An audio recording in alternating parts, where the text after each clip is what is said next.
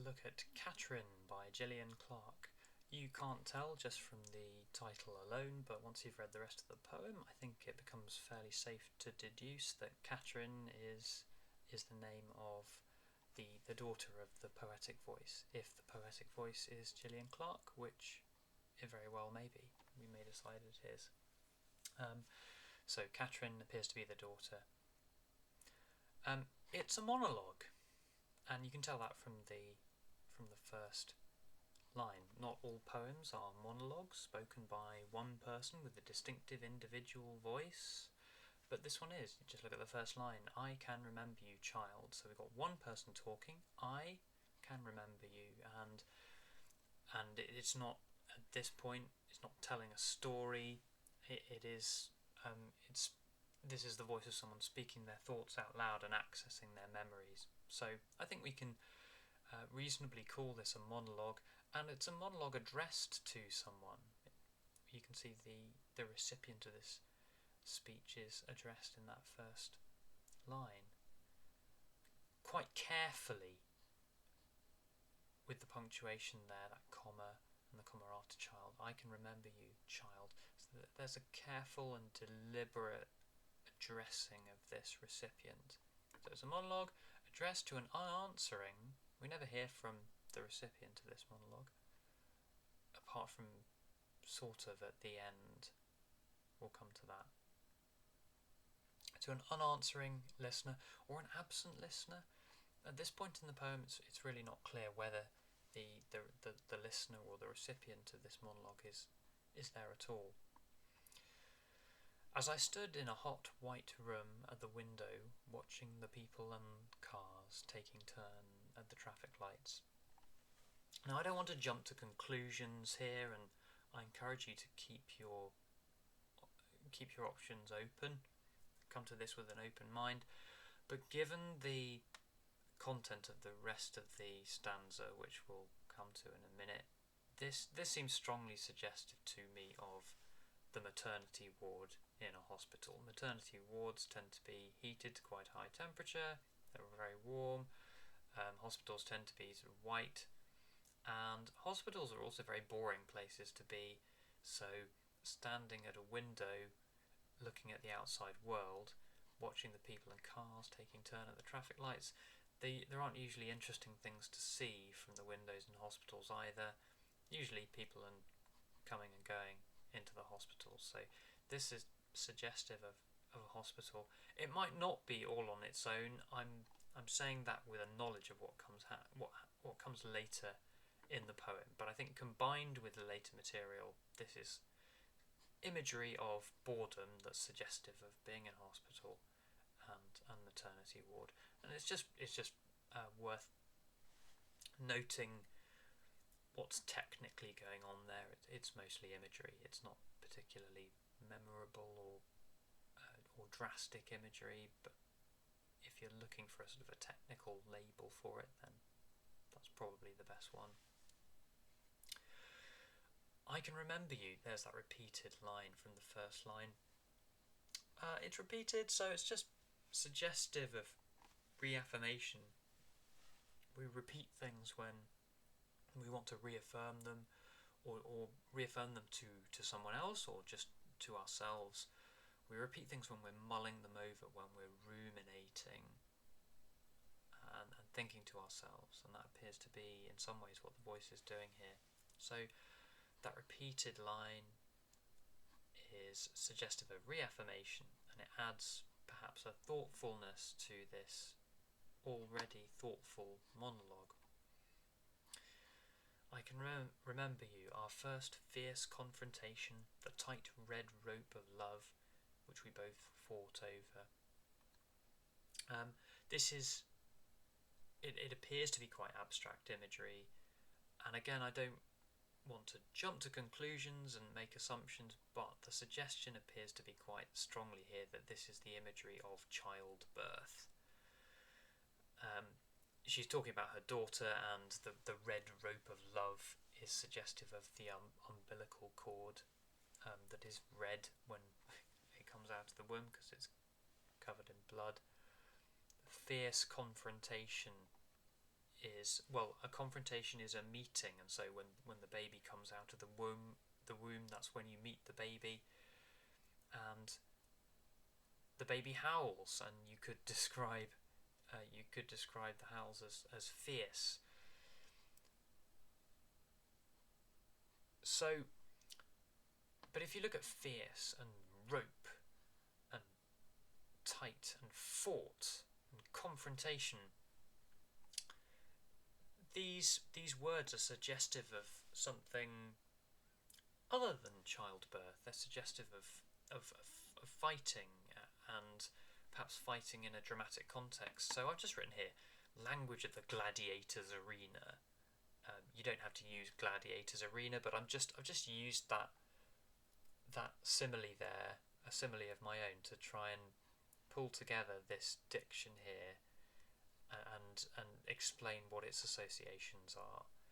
So language of the gladiator's arena, or something like that, adding epic connotations to childbirth. So epic to do with valor and fighting and I suppose the glamour that attaches itself to stories of conquest and deeds and courage and bravery, that those concepts which cluster around the epic mode. So you might want to look up epic if you're going to use that word in an essay, but I'll keep coming back to it because there's quite a lot in this poem that is suggestive of the epic. So there's this epic diction here. Diction is just selection of words. There's this epic diction here woven into what appears to be a slightly abstracted image of childbirth and the confrontation there of the mother and the baby for the first time. It was a square environmental blank, disinfected of paintings or toys. Now the blank here could be like a blank canvas, the possibilities of what's this relationship going to be like when the baby's born. It could be the space in which this birth happened. Rooms are square, rooms in hospitals are disinfected, so there's a suggestion of the space in which it happened, but also this is also, it could be a metaphor for the anticipation or the knowledge, the lack of knowledge from the poet's point of view of what this relationship with the newborn baby, or with this future, well, with his daughter, with this future family member, is going to be like. There aren't even any paintings or toys yet in this world that the mother and child inhabit now. I wrote all over the walls with my words, coloured the clean squares with the wild, tender circles of our struggle to become separate. Let's just deal with struggle to become separate first. Again, there seems to be another allusion to childbirth, a struggle to become separate. They start out as one body, the baby is inside the mother, and then they become separate. But this is trickier. It is quite abstract, and I think you should just recognise that it's abstract and it's ambiguous, and that's okay. It's fine that it's ambiguous. There are different interpretations. As long as you can provide some justification for them, then you're fine. So I wrote all over the walls with my words. You don't write with words, you write words. Colour the clean squares. What are the clean squares on the walls? Like, are they tiled walls? Are we still in the hospital? Wild tender circles. This to me just suggests handwriting, and I picture from these lines her sort of writing poetry on the walls of the hospital in her mind, because if she's busy trying to give birth to a child, then she's not really in a position to write anything or really do anything but concentrate on the matter in hand of giving birth to the baby. So I kind of imagine this might take this abstract imagery here as a suggestion of poetry that she was writing in her mind at the time. That's my tentative explanation for this. I'm sure others are possible, but if you find those lines tricky, then don't worry about it and accept that they are ambiguous, and try to suggest what you can, and just give some justification for it. Our struggle to become separate. Again, there's that word struggle. Struggle has epic suggestions. In fact, we often use the term an epic struggle. Struggles can be drawn out. They can be dramatic. We associate them sometimes with stories of daring and courage and adventure and challenges that need to be overcome, and those are all epic concepts. We shouted to be two, to be ourselves. There's a strange movement here between the present and the past tense, and I don't understand that. Make of it what you will. We shouted to be two, to be ourselves. Again, this is abstract. We shouted to be two, to be ourselves. I think the literal meaning there is clear enough, but don't ignore the fact that it is abstract. To be two instead of one, using those numbers. Numbers are abstract, and so that abstraction is contributing to the dramatic, epic feel that has been introduced through this language, like confrontation, the red rope of love, fought over, struggle, those kinds of things. Now there's a break, and the second stanza seems to be more retrospective. Retro meaning back, spective as in looking back. And it begins with this statement which evaluates or tries to establish the outcome, and that outcome is inconclusive. Neither won nor lost the struggle. There's that word again. In the glass tank, clouded with feelings. Glass tank, that's concrete imagery. It's a real thing. We can picture it. Is that suggestive of hospital apparatus again? Perhaps this baby needed incubating or something. So there's this concrete imagery there, and most of the concrete imagery, traffic lights, and the suggestion of the room, so the room at the window. Most of the concrete imagery has been quite sterile, which you might expect in connection with a hospital.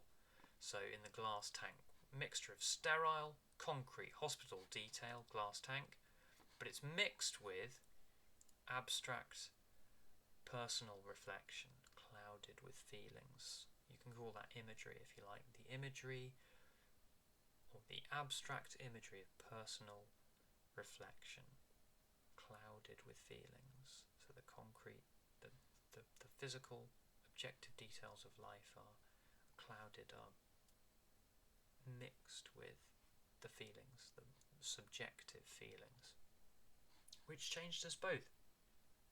Still I am fighting. Shift to the present tense here, notice. We haven't had the present tense for a bit, I guess. This is all narrative in the past tense. I can remember you as present, so we're back in the present, remembering, but now reflecting on the present, not just remembering, but looking to the present. Still I am fighting. Make something of the shift to the present tense there. You can talk about that. That's a technical feature. Still I am fighting. And the front loading of the adverbial there, still, is important in marking out that shift to the present.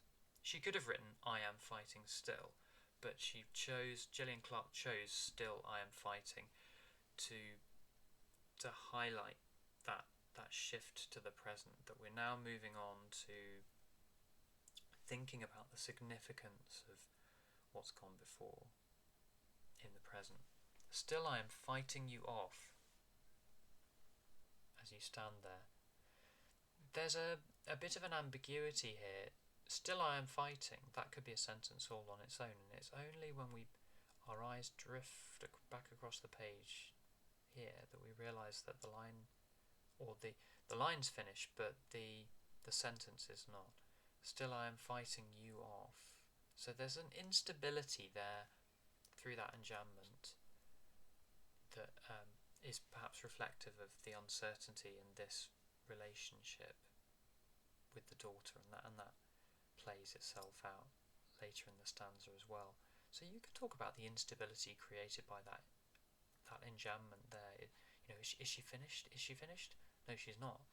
Still I am fighting you off. Fighting you off. Still using that kind of epic combative language as you stand there with your straight, strong, long brown hair. Look at the punctuation here. There's a list of details separated by these commas. It seems measured, even evaluative, like she's trying to make sense of this daughter. And look at the language here. It's not desperately affectionate language. It seems quite objective, scientific. Straight, strong, long, brown hair. Those are all kind of very sort of physical, objective, technical details. They're I've written there clinical, objective terms. They're not overflowing with emotion, and it's as if she's trying to make sense of her daughter. They're not emotionally involved, and it's possible that she's trying to keep an emotional distance here, as suggested, of course, by fighting you off. So that's possibly, I haven't put this in the notes, but retaining emotional distance whilst also enjoying affection and love is possibly a predominant theme in this poem. Those conflicting forces of retaining emotional distance and independence and enjoying love from your family. One of the problems of becoming too attached to people, I guess, is that they can hurt you. So, moving on. With your strong, long brown hair and your rosy, defiant glare. This is all imagery, of course. This imagery, rosy, defiant glare, just becomes a little bit more emotive and involved, because defiant is an interpretation. Rosy is more of a judgment than brown. So this imagery, what could we say? It's slightly more interpretive than these objective terms here. Bringing up from the heart's pool that old rope, tightening about my life. Well, the suggestion is, so the rope is the umbilical cord again. So bringing up from the heart's pool, perhaps the heart is a memory. So bringing up from my memory, but instead of memory she chooses heart, because she's talking about her very emotionally charged memories, or her emotional memory. So the heart's pool is that the heart is it is imagery, but the heart also acts as a metaphor for the emotions, as it has done for thousands of years. So bringing up from the heart's pool that old rope, reminding me of the emotional strain. Perhaps rope, the imagery of the rope there reminds us of strain as well. Reminding me of the emotional strain of the childbirth.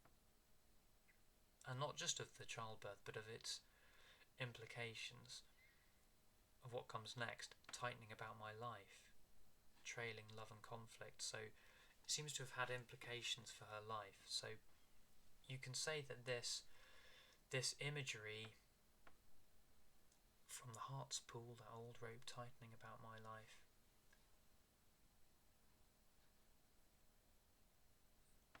what am I saying? This imagery, that the defiant glare reminds her of the bond and the the trauma and the strain that was invested in bringing this child, this person into the world, and of its ongoing strain, which we're about to get to.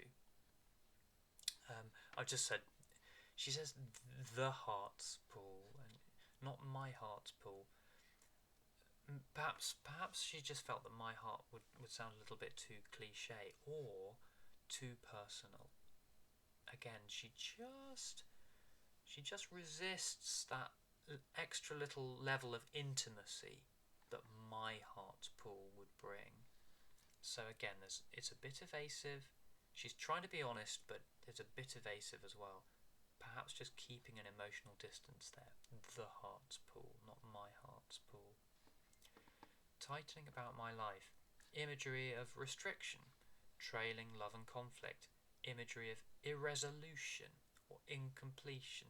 So something that's trailing is a loose end. It's not finished. It's not tied up. It's a bit messy, as conflicts can be. Conflict is messy, and the imagery of trailing is messy. And of course it's quite visceral. Visceral means sort of gory. If you're still picturing that umbilical cord tightening about, well, you can't picture a life, of course, but the idea of an umbilical cord tightening around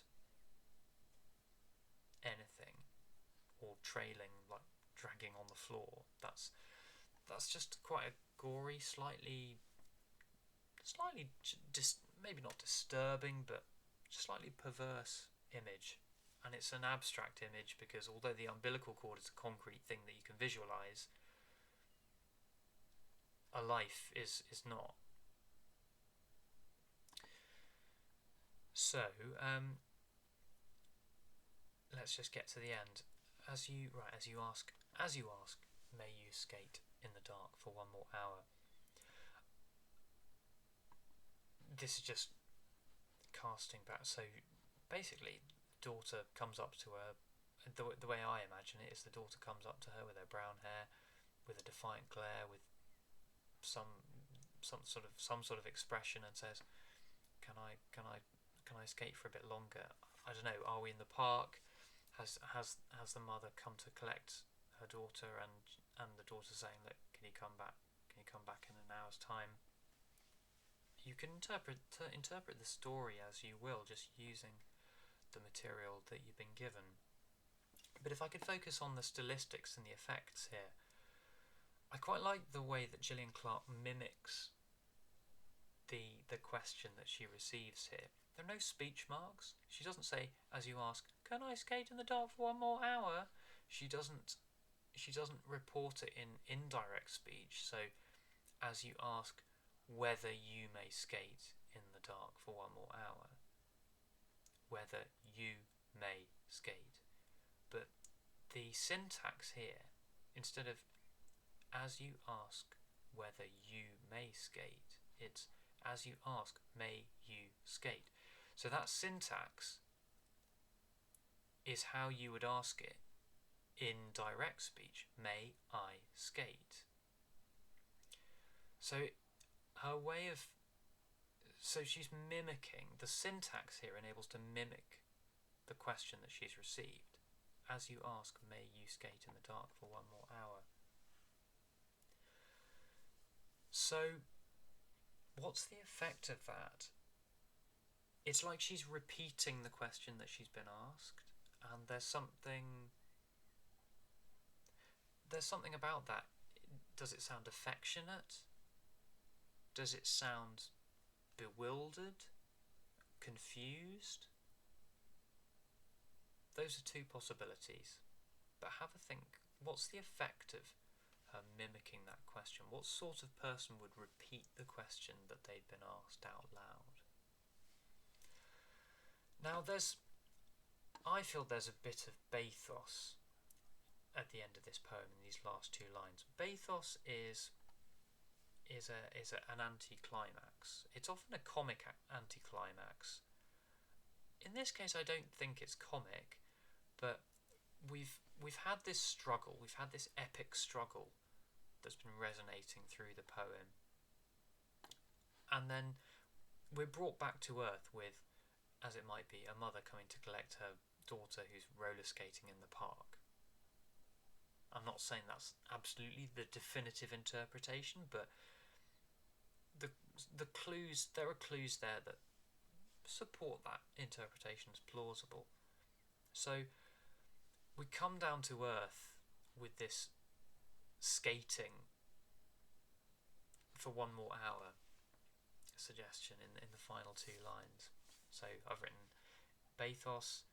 So you have to say, but so bathos is an effect. This creates bathos if you're going to use that.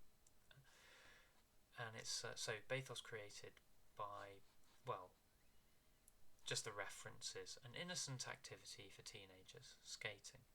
It follows all the epic drama, and it's a request.